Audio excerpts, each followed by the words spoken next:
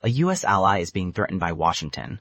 A commercial ship has been hit in the Strait of Hormuz, and diplomacy looks weaker by the hour.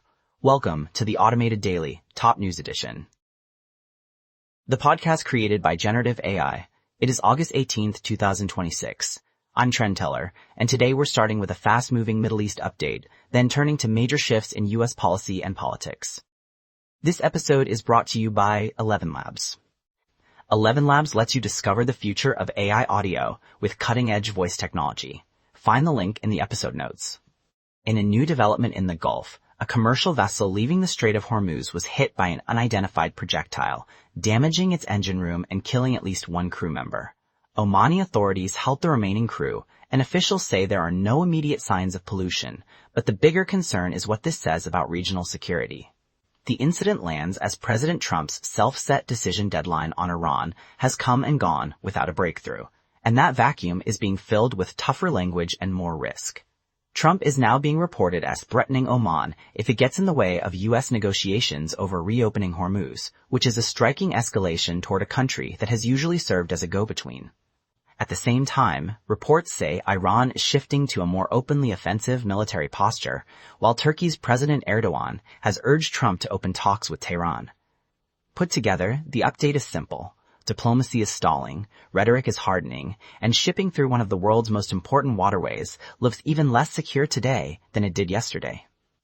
In another update we've been following, there is a sharper split between Washington and Israel over Gaza. Trump is now said to be urging Israel to stop its strikes, even as his administration continues to push a plan that would tie Gaza's reconstruction to the disarmament of Hamas.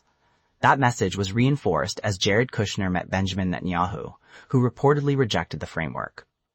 The significance here is not just the policy itself, but the visible disagreement between close allies over how to move from military pressure toward any kind of longer-term settlement.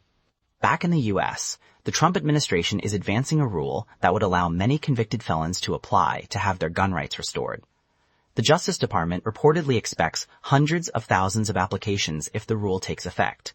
Supporters call it a rehabilitation measure for people who have completed their sentences. Critics see a serious public safety risk. Either way, this would be a notable change in federal firearms policy, and it is almost certain to trigger legal and political fights.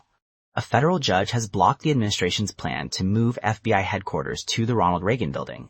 For now, that keeps the bureau where it is and halts a major part of a broader federal property overhaul. Opponents of the move had raised questions about cost, security, and whether politics was getting too close to the agency's physical home. The ruling does not settle the long-term question, but it is a clear setback for the White House's plan. There was also a quieter but meaningful shift on border policy. The administration has temporarily paused some construction activity in Texas's Big Bend National Park, including work tied to access and enforcement infrastructure. The pause suggests at least some willingness to revisit how border measures are carried out in environmentally sensitive areas. It does not signal a broader retreat from enforcement, but it does show that conservation concerns are affecting the pace and shape of the project. And one more political note from Washington. A new report says Trump has more ultra-rich officials in his administration than the previous 3 presidents combined. That finding is likely to sharpen criticism that economic power is too concentrated at the top of government and that ordinary voters are underrepresented in decision-making circles. The number itself is attention-grabbing, but the deeper issue is familiar, whether wealth at that level creates distance, conflicts, or both. Thanks to our sponsor, CrispCall. CrispCall provides agentic cloud telephony for modern businesses. Find the link in the episode notes. Those are the top stories for August 18th, 2026. Thanks for listening to the Automated Daily Top News Edition. I'm Trend Teller. We'll be back with the next update soon.